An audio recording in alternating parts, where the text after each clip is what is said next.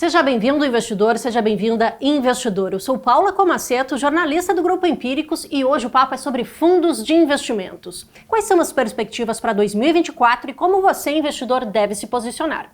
Para falar sobre o assunto, estou aqui com João Piccioni, CIO da Empíricos Gestão. Tudo bem, João? Tudo bom, Paula. Vamos começar a falar um pouquinho sobre o cenário macroeconômico? Você, como gestor agora da Empíricos Gestão, como é que você está olhando para 2024? Quais são as perspectivas? Bom, Paula, o cenário que vai se desenhando para 2024 é bastante positivo, né? A gente está vendo acontecer o processo de desinflação, né, que está fazendo com que os bancos centrais repensem, vamos dizer, o aperto monetário que a gente viu acontecer nesses últimos anos. Aqui no Brasil, a gente já está num processo mais claro de queda de juros, né? A Selic já vem caindo há algum tempo e deve continuar ao longo de 2024 inteiro, né, esse processo de queda de juros. E lá fora, nos Estados Unidos, também já se espera que o Fed reverta a sua política monetária mais para metade do ano, mas isso, de certa forma, abre espaço para os tais dos Goldilocks lá fora, né? Vamos dizer, um movimento de afrouxamento monetário que acaba favorecendo muito mais os ativos de risco, em especial as empresas aí de crescimento, né? Então, parece que o cenário de 2024 ele é mais, vamos dizer, mais apto à tomada de risco, né? Ele vai deixar com que os investidores se sintam mais à vontade e busquem mesmo o risco, né? Especialmente aí no mercado acionário. E como isso se replica para os fundos de investimento? Bom, os fundos de investimento, boa parte deles, e aí eu vou falar da casa, né, que vai ser mais fácil, não posso falar pelos outros, mas a maior parte dos fundos da casa está posicionada para capturar esses vetores, né? Então, tanto na classe de ações e tanto aqui quanto lá fora, a gente está olhando para o mercado de bolsa, esperando que, primeiro, os lucros, especialmente aqui no Brasil, avancem no ano que vem. 2023 foi um ano relativamente difícil para as companhias de forma geral, né? Por conta até da Selic mais elevada, da dinâmica econômica, vamos dizer, trôpega, posso dizer assim, um Brasil que não foi para frente, né, nesse 2023. E lá fora também a gente está vendo que boa parte das empresas fizeram muito bem o seu trabalho de casa ao longo desses últimos 2 anos, e mesmo que a gente tenha uma economia americana um pouco mais fraca, isso deve acontecer naturalmente, a gente deve ver lucros crescentes, né? As empresas cuidaram um pouco da sua cozinha, vamos dizer assim, e devem apresentar resultados até um pouco melhores do que o que a gente viu agora em 2023. Tá? De forma geral, esse é o ambiente corporativo que a gente enxerga para 2024. Nesse sentido, os fundos de ações posicionados em ações de forma geral, fugindo um pouco, em alguns deles, fugindo um pouco de commodities, né, mais ou menos, e eu já vou explicar o racional por trás de commodities, que eu acho que é muito importante. Na parte de renda fixa, estamos aqui um pouco mais direcionados para capturar esse fechamento das curvas de juros, né, que devem acontecer, e com alguns hedges, né? Em outras estratégias a gente tem alguns hedges um pouco mais, vamos dizer assim, que trazem um pouco de cobertura se as coisas realmente desandarem na economia americana. Então, um pouco desse ambiente que eu estou vendo para o ano que vem é um ambiente propício, sim, para tomada de risco, um ambiente propício para, enfim, os investidores aí voltarem a alocar seus recursos em ações. Agora você falou fugindo de commodities, explica um pouquinho mais. Eu vou explicar porque isso vai de encontro com, vai um pouco na contramão, vamos dizer assim, da estratégia do nosso fundo de ações local, o fundo de ações local da gestora, que é o Empíricos Deep Value Brasil. Esse é um fundo que tem bastante commodity ali na sua composição, mas quando eu falo fugir de commodities, no final o que a gente está pensando é não tentar ficar surfando esse timing das commodities, né? O timing das commodities está super difícil, né? A gente viu o preço do petróleo atingir máximas esse ano, a gente viu o preço do petróleo desabar agora mais para o final do ano. As expectativas dos grandes bancos de investimento ali em meados do ano era de que, por exemplo, o petróleo fosse terminar dezembro acima dos $100, e o que a gente viu é que não vai passar dos 70. Então, o que eu quero dizer em fugir de commodities é a gente evitar um pouco desse frenesi de comprar ativos por conta dessa movimentação dos preços das commodities. Não significa necessariamente desinvestir, né, dos ativos. É um pouco dessa visão. Nesse sentido mais curto-prazista, vamos dizer. Isso. Nesse sentido que você disse. Isso mesmo. E procurar olhar para essas empresas de commodity, não sobre a ótica necessariamente da commodity, mas sobre o que elas estão fazendo em termos operacionais, em termos de desalavancagem. Talvez esse seja um aspecto muito mais relevante na hora, inclusive, de você montar uma carteira, né? Então, quando a gente olha para a commodity dentro da gestora, eu estou procurando entender quais são os players, quais são as companhias de verdade que, vamos dizer, que conseguem surfar esse ambiente de commodity mais complicado, mais adverso. Que sofre bastante, né? Com altas e baixas, então isso. Procurar uma boa empresa ali, Uma né? boa Achar para empresa. conseguir passar, de repente, um momento mais difícil. É né? isso mesmo, é isso mesmo. Perfeito. E o investidor, como é que ele, né, pensando nesse cenário mais otimista para 2024, surfar aí os ativos de risco, como é que ele deve se posicionar frente a esse cenário? Bom, Paulo, lição número 1, diversificação, né? Ela continua existindo. Acho que o investidor ele precisa manter ali, vamos dizer, recursos dispersos em várias caixinhas, né? Tem que aproveitar um pouco do prêmio da renda fixa, né? Especialmente porque a gente deve ver as curvas de juros fechando e isso acaba gerando um ganho extra para quem está posicionado. E também precisa aproveitar, vamos dizer, essas oportunidades que a Bolsa ainda está trazendo para os investidores, né? Tem muita ação sendo negociada com descontos bastante grandes em relação aos seus preços históricos, empresas que vamos dizer, se desalavancar bastante a partir desse ano por conta da queda dos juros e que vão acabar gerando fluxos de caixa muito mais parrudos para os seus investidores, né? E esse movimento, ele precisa ser capturado para o investidor de ações, por exemplo, né? A gente precisa conseguir trazer para os investidores cases que tenham um pouco dessa característica, que vão se aproveitar desse timing, desse momento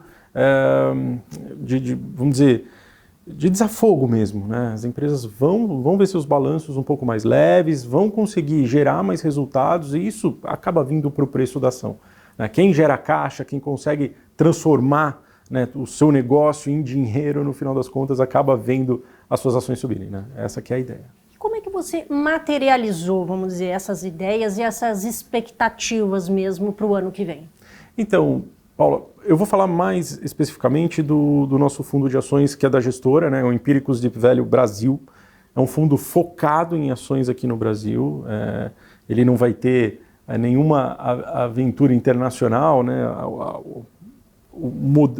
A estratégia dele é calcada em ações brasileiras. É um fundo que já tem um histórico dentro da casa, dentro do Empíricos Gestão. Ele tinha, antes de eu chegar na casa, eu participei, por um acaso, dos primeiros debates sobre a construção desse fundo, e ele era um fundo que tinha um viés bastante quantitativo, e ele procurava, sim, comprar empresas aqui do Brasil que estavam super descontadas em relação ao seu valor intrínseco, seguindo ali determinadas regras de rentabilidade para os ativos. Era um fundo bastante diversificado até a minha chegada, continha ali cerca de 20 ações dentro da carteira, um fundo que rodou muito bem nesses últimos 2 anos, inclusive ele supera o Ibovespa com uma certa folga. E com a minha chegada, o que eu trago para o Empíricos Gestão é um pouco mais da bagagem do research, né? Que, enfim, durante todo esse tempo eu fui analista da Empíricos Research e eu trago um pouco desse know-how dos cases, um know-how mais fundamentalista, estou trazendo para a carteira e com isso remodelando um pouco o modelo de gestão. No sentido de que a gente vai ter um fundo com posições um pouco mais concentradas, mas com blocos muito bem definidos dentro da sua estratégia. Dentro desses blocos, em cada um deles, eu vou procurar diferenciais claros dentro das companhias, respeitando aquela regra quantitativa que existia ali atrás, e procurando, enfim, fazer o trabalho de gestão para trazer resultado para os investidores, né? Esse fundo ele tem esses blocos, né, eu vou dizer assim, são divididos em dois, ele tem um bloco principal composto ali por cerca de 5 ações que representam quase a metade do fundo, então nesse bloco eu tenho um nível de concentração mais elevado, e eu procuro investir ali, alocar recursos em empresas que eu entendo que têm uma qualidade excepcional e que já se provaram ao longo do tempo e que respeitam um pouco mais aquela regra de rentabilidade que, vamos lá, é o nosso guia para a gente começar a selecionar ativos, né? Então esse bloco hoje ele é composto por 5 ações, a principal delas é a Gerdau, depois se você quiser eu posso explorar um pouco mais o porquê de Gerdau e aí o lado das commodities, né?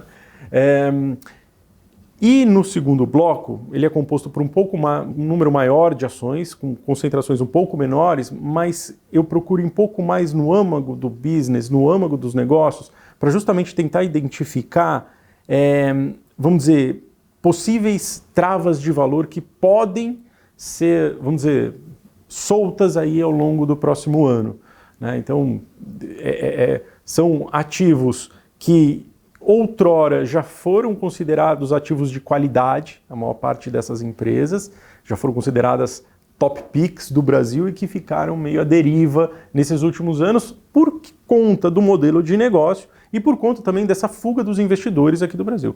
Não tem muita mágica, Paulo, assim, eu inclusive, assim, eu tenho um dos meus gurus aqui que eu sempre acompanho, enfim, e que eu já li muito sobre ele, né, o Seth Klarman, que é um dos papas aí do velho investing, né, e ele pondera muito, ele fala assim, olha, puxa, o que você precisa saber sobre uma empresa, 80% do conhecimento da empresa você tem que conseguir descobrir em 20% do tempo, né, e o que a gente procura fazer aqui é exatamente isso, né, aqueles demais 20%, ele é um extra marginal que às vezes você não precisa não precisa se aprofundar tanto para você gerar retorno.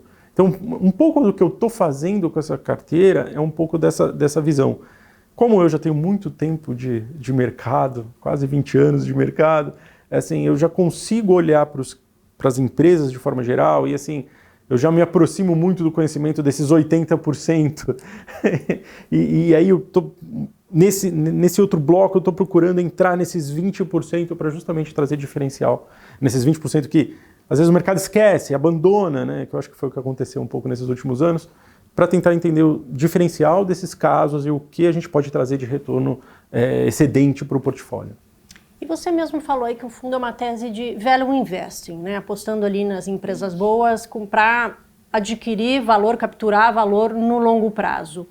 O que poderia fazer a sua visão mudar em relação a isso, né? Vamos lá, tem os 2 blocos, como você bem falou aí, 14 ações, mas quais seriam, vamos dizer assim, os possíveis gatilhos para uma mudança mais estrutural, vamos dizer assim, dentro do fundo?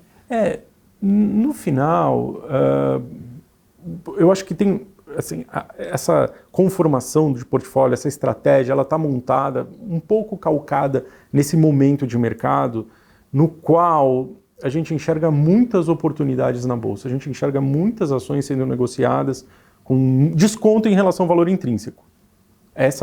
Esse é um momento assim, bastante disparo, inclusive, do que a gente viveu ali, por exemplo, em 2021, depois do pós-pandemia, né, que você tinha muitas ações de empresas medianas, vamos dizer assim, desempenhando muito bem. Agora a gente tem muitas ações de empresas realmente boas desempenhando mal, né? Então, o momento é um pouco diferente e para que eu veja a necessidade de mudar essa estratégia, a gente vai precisar começar a perceber que não existem mais oportunidades em boas empresas no mercado. Então o negócio é mais sério, na verdade. Então ali, eu digo, tem que ter realmente uma mudança estrutural. Seria um exemplo, né, abstrato aqui, seria o país crescer muito nos próximos anos e a gente vê muitas dessas empresas ficarem extremamente supervalorizadas em relação ao valor intrínseco. Não é isso que a gente enxerga para o ano que vem. Acho que para o ano que vem a gente deve ter alguns alguma reprecificação da Bolsa, em termos de múltiplos, enfim, alguns ativos que estão sendo negociados com muito desconto, voltarem a ser negociados a preços relativamente justos, vamos dizer assim, mas ainda vejo que o ano que vem ele vai estar repleto de oportunidades, porque o mercado não vai conseguir absorver todos esses casos, não vai conseguir enxergar, encontrar todas essas, vamos dizer, essas peças aí para 2024. Perfeito. Você até já comentou aqui sobre a metalúrgica Gerdau, né? Sim. Que é a principal posição do fundo. Mas a gente está vendo uma questão bastante importante com o aço chinês, né? Vamos dizer assim, estamos passando por um momento difícil, há agora bastante pressão, né? Para ver se o governo coloca mais imposto para o aço chinês, porque chega aqui muito barato. Mesmo frente a essas circunstâncias, né? Vamos dizer assim, por que metalúrgica Gerdau é a principal posição no fundo? O que você pode falar um pouco mais sobre a companhia e a tese mesmo de investimento? Tá bom. Vou dar um passo antes, que eu acho que é importante, porque a metalúrgica Gerdau, no final, ela é um reflexo do que aconteceu no mundo das commodities nesses últimos anos, né? Então, eu acho que depois da pandemia, a gente teve aquele salto dos mercados internacionais, das bolsas, e as commodities avançaram brutalmente. A Gerdau, em especial, ela já vinha fazendo um processo de desinvestimento, que acontece lá desde 2015, é um processo grande de desinvestimento das siderúrgicas que eles tinham, das fábricas que eles tinham lá fora, na Europa, enfim, em todas as regiões do globo, e aqui no Brasil, inclusive, eles revisitaram todo o portfólio deles, e eles vinham num processo de desalavancagem muito assertivo, muito firme. Isso começou antes da pandemia, avançou durante o período da pandemia, né? Eles reestruturaram todo o negócio e eles conseguiram, a hora que os juros desabaram, eles conseguiram, vamos dizer, desalavancar mesmo financeiramente de uma forma muito rápida a empresa. Esse é um panorama muito importante. Isso, obviamente, teve o suporte do preço do aço, que disparou, o preço de todas as commodities, né? Eu estou falando de Gerdau, mas isso é muito parecido, por exemplo, para a Vale, muito parecido para a Petrobras, é muito parecido para todas essas empresas. Mas a Gerdau, em especial, ela conseguiu desalavancar o seu negócio de uma forma tão brutal, que ela começou a distribuir dividendos extremamente elevados, extremamente gordos para os seus acionistas e fazer programas de recompra de ações bastante interessantes também, gerando, vamos dizer, retorno para o acionista por meio de recompra de ações e dividendos aí na casa dos 15% ao ano. Então são retornos bastante parrudos para esse tipo de empresa. E aí, bom, o preço do aço subiu, disparou, ela atingiu ali seus recordes de resultados e o preço do aço, como você bem falou, está passando por um processo super difícil, vem caindo de preço. A gente está vendo algum suporte, por exemplo, nos Estados Unidos, por conta dos investimentos ali locais, vamos dizer, impulsionados ali pelo programa do Biden, né? A gente está vendo ainda esse movimento acontecer, e também por conta da questão da energia limpa, que ainda está sendo muito desenvolvida no mundo e você ainda tem uma demanda em excesso por aço para, enfim, subir as torres das eólicas e, enfim. Mas quando a gente olha para o balanço da Gerdau, mesmo passado todo esse ciclo, a gente percebe que a empresa está super saudável, que a empresa tem vamos lá, existe uma demanda por aço que é latente, né, uma demanda que ela se repete ao longo do tempo, por mais que a economia desacelere, você precisa de alguém produzindo aço, e aí a líder de mercado hoje, uma das líderes, né, é a Gerdau. Então, a empresa conseguiu, mesmo com esse tipo de ambiente, ela consegue gerar uma rentabilidade no seu negócio extremamente elevada, extremamente capaz de pagar dividendos e fazer recompra de ações. E manter o nível de investimento que ela precisa para entregar esse resultado. Me parece que é uma ação que hoje tem muita margem de segurança. Não tem muito para onde essa ação cair, dado esse tipo de remuneração que os investidores estão recebendo. E aí, isso também, eu reforço, vale, por exemplo, para as próprias ações da Vale, né? A Vale teve também essa mesma dinâmica, de uma forma um pouco diferente, que agora o preço do minério na China está voltando ali para patamares super elevados, e isso deve empurrar as ações da Vale. Mas enfim, o mercado está um pouco reticente ainda, mas a gente deve ver as ações da Vale fazendo novas máximas em breve, até porque a situação é muito parecida com essa situação da Gerdau em termos de empresa. Uma empresa desalavancada, capacidade de remunerar o seu acionista e que, óbvio, surfa muito bem a alta do minério, mas se o minério vier para $100 também, nada muda para o acionista final, né? Então, esse jogo é muito positivo. Então, eu vejo essas empresas como muito importantes para a gente criar uma espécie de colchão para os mercados. Porque o que acontece? Em um cenário muito positivo, as ações da Gerdau vão acabar desempenhando muito bem. A gente vai ver um vento de cauda, imagine que a economia brasileira de repente entre, pegue no tranco, ano que vem vá muito bem, o setor de construção civil se recupere, comece a ganhar tração.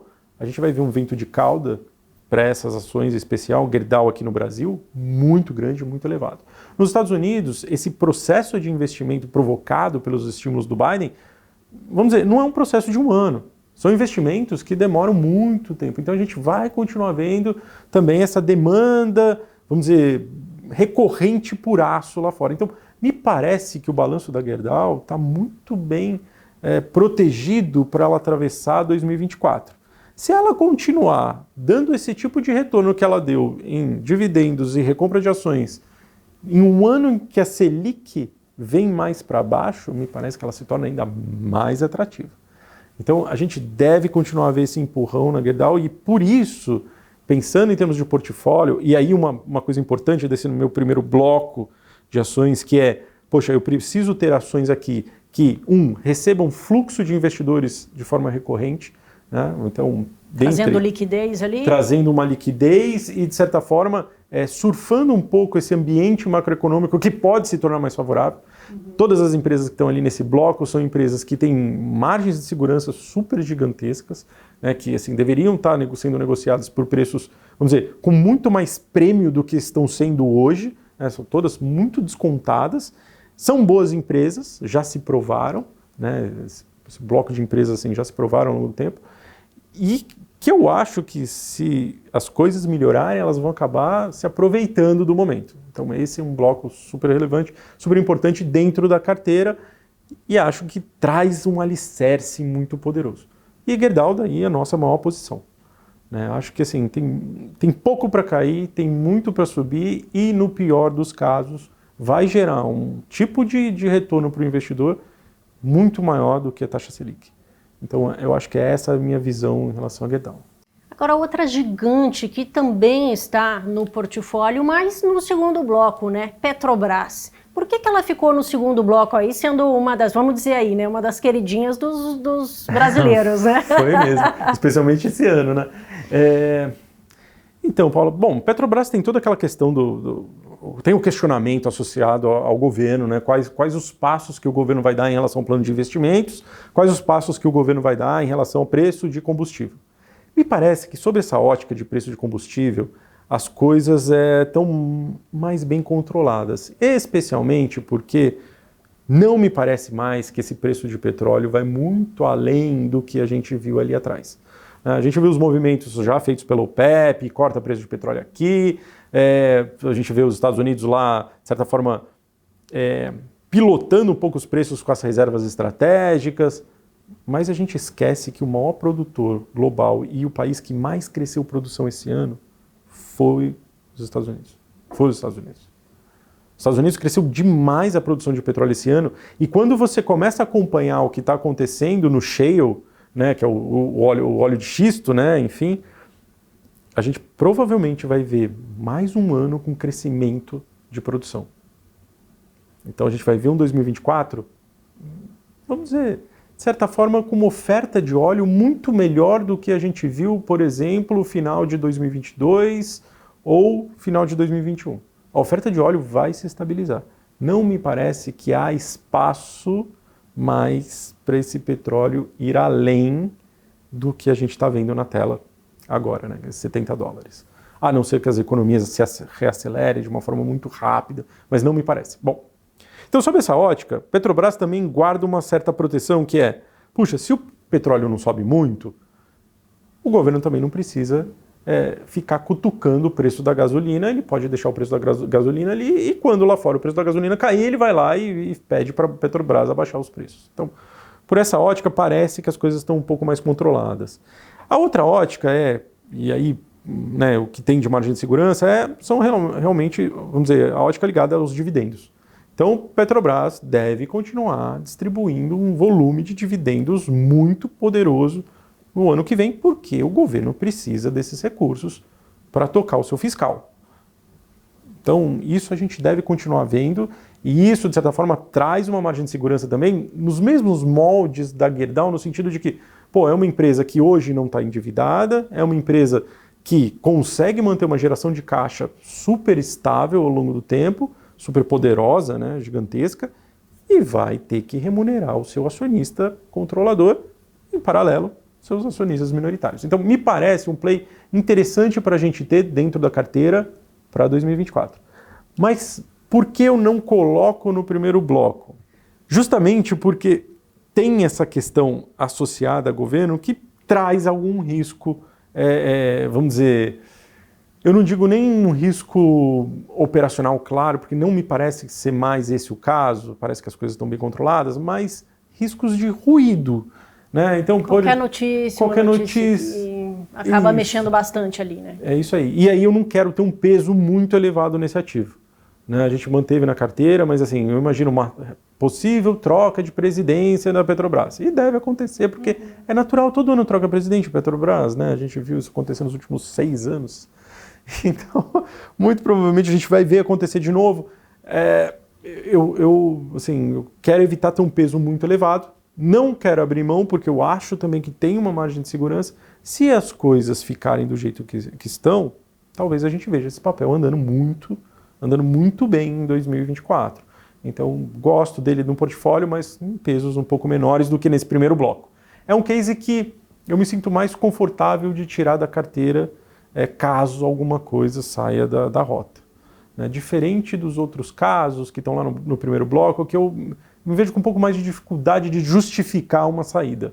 Precisaria acontecer alguma coisa muito mais, vamos dizer, muito mais extrema, né, para justificar a saída. E dentre as escolhas ali, você gostaria de destacar mais alguma tese importante dentro do fundo? Sim, tem dois casos que eu já venho namorando faz muito tempo, que agora eu trouxe para dentro da carteira. Muito tempo não, algum tempo, não vou ser justo. Um deles está ligado ao setor de saúde, que é a Redditor. Eu sempre defendi que o investimento em Redditor era muito positivo sobre a ótica da dívida. Né? Então, sempre falei, enfim, para quem me escuta há mais tempo vai se lembrar disso. Assim, sempre gostei, por exemplo, dos ativos de crédito da Redditor, especialmente porque eu acho que eles têm vamos dizer, um hall de ativos fixos super poderosos. Né? Eles têm bons hospitais, eles têm um bom serviço quando comparado com a média do setor brasileiro, e eu acho que eles pagavam muito prêmio na renda fixa pelos ativos que eles tinham, quando comparado também a peers, vamos dizer, a outros players de mercado. Ainda acho que eles pagam muito sob a ótica do crédito e não vejo muito sentido nisso continuar acontecendo. Eu acho que ela merece vamos dizer, alguma reprecificação e a gente vai começar a ver isso ao longo desse ano. E estou falando sobre a ótica do crédito e até por isso que eu comecei a olhar sobre a ótica de preço de ação, porque justamente o que a gente vai ver é a Redditor, primeiro, alavancando sua geração de fluxo de caixa operacional, tem a dinâmica da Sul América dentro da empresa que agora começou a ganhar atração, né? As sinergias estão começando a se fazer presentes, isso vai melhorar parte da operação da Redditor. A parte vamos dizer, dos planos de saúde vem melhorando ao longo do tempo, então está melhorando a questão da dinâmica de pagamentos da Redditor. E aí, quando a gente olha vamos dizer, sobre essa questão da operação mesmo, é uma operação que ganha muito quando os juros caem.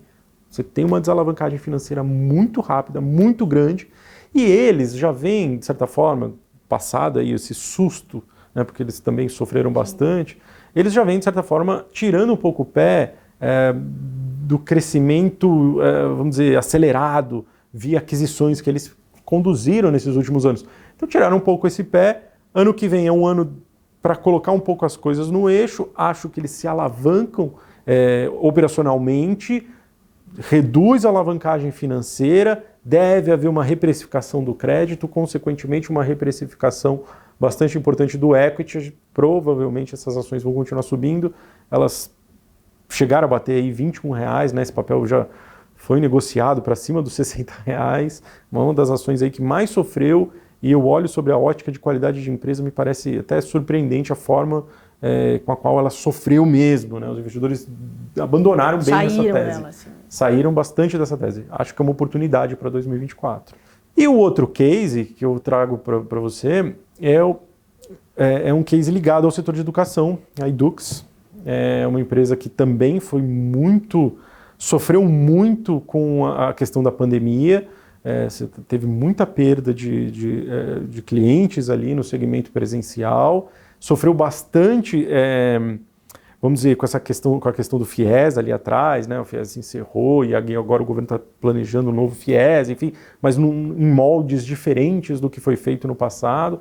A empresa passou por uma reestruturação, fez boas aquisições nesses últimos anos, então tem lá o IBMEC e tem agora os cursos de medicina.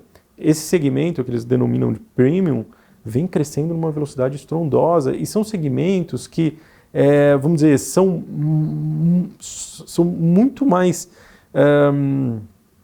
vamos dizer, eles sofrem muito menos com a questão de aumento de preço, né? As pessoas, elas são mais inelásticas aos aumentos de preço, elas topam pagar mais, né? Um curso de medicina, o cara entrou em medicina, ele topa pagar o que for para ele sair do curso, né? Para ele chegar até o final, sair do curso que eu falo, para ele se formar, né? E a mesma coisa em relação ao IBMEC, que tem lá cursos diferenciados, cursos economia, administração, cursos que estão, vamos dizer, acima da média de mercado. Então, vamos lá, esse segmento premium tem um público mais cativo, e é o que está fazendo as receitas da Edux avançarem muito. E um risco de inadimplência menor. E com o risco de inadimplência cada vez menor. Então, esse movimento foi muito positivo. E a outra coisa que está acontecendo neles também, e é muito, muito legal, porque assim, Edux foi um caso que o mercado também abandonou, deixou totalmente de lado, mas em nenhum momento desses últimos anos eles deixaram de crescer fluxo de caixa operacional, que no final das contas é sempre o aspecto mais importante, né? O quanto que a empresa está gerando de caixa. E nesses últimos anos eles vieram crescendo, eles terminaram os últimos 12 meses com uma geração de caixa acima de R$1 bilhão, que é muito dinheiro dado o valor de mercado da empresa hoje. E me parece que essa vai, assim, a gente vai começar a ver, assim, a gente vai ver uma continuidade desse processo. Associado a isso, eles estão migrando, né, toda aquela cadeia de clientes que estavam ligados ao presencial, eles estão migrando para o EAD, né, que eles estão fazendo um misto do presencial. Enfim, a gente está vendo isso acontecer já faz algum tempo. E isso também vem crescendo com uma certa velocidade, ou seja, esses dois segmentos tomando conta ali da empresa. Eu, assim, acho que eles vão conseguir desalavancar nesse próximo ano e também vão conseguir entregar resultados melhores do que o mercado está esperando. Eu também acho que tem uma alavancagem operacional grande e aí a gente vai ver reprecificação dos papéis. Eu estou bastante otimista também. Eu acho que são dois casos que a gente trouxe para a carteira que, enfim, são casos que eu estava acompanhando, de certa forma, há um tempo atrás e que agora eu consegui aqui encaixar dentro do portfólio. Educação e saúde, né? Dois setores que sofreram bastante aí com a pandemia. Então, na sua perspectiva de setor, também haver uma melhora também. Sim, eu acho que são setores que vão melhorar e que passam por esse processo de desalavancagem financeira, sabe? E isso, acaba gerando fluxo de caixa, os investidores em algum momento vão olhar para esses casos e vão falar, está na hora de comprar. Perfeito. E para quem é destinado esse fundo, João? Conta um pouquinho mais, quem pode investir? Esse fundo é um fundo para investidores em geral, né? Ele está disponibilizado na plataforma do BTG Pactual Digital, né? É um fundo tem taxa de administração de 0,9% ao ano, não tem taxa de performance, um fundo extremamente barato para os padrões aí da indústria. Tem um histórico bastante interessante, né? Então agora estou mais perto ali, estou acompanhando o dia a dia, né, a vida desse fundo. E é um fundo, obviamente, para investidores de ações, né? Quem queira fazer aí, vamos dizer, quem queira alocar parte dos seus recursos em ações, precisa ter na cabeça que esse é vamos dizer, o driver que vai levar o fundo para frente, né? E tendo uma boa gestão, claro, né, ali, porque isso é necessário, né? Tendo uma boa gestão ali para fazer também o dinheiro ali do investidor rodar mais, vamos dizer assim, né? Mais, é isso aí. Essa é a ideia, né? Então a gente tem o time de gestão bem focado nas estratégias nacionais, né? A gente tem pessoas ali dentro da Empíricos Gestão focados, né, na estratégia de gestão e com o suporte do research também da Empíricos, eventualmente, para algum caso que a gente entenda que faz sentido, enfim, a gente usa o pessoal ali para dar bagagem para a gente escolher os ativos dentro do portfólio, né? Maravilha, João. Obrigada pela participação. Obrigado, Paula. Eu que agradeço. E, pessoal, você que quer se aprofundar nessa tese, na carta do João, é só clicar no link aqui da descrição para ter a tese completaça lá, é de graça.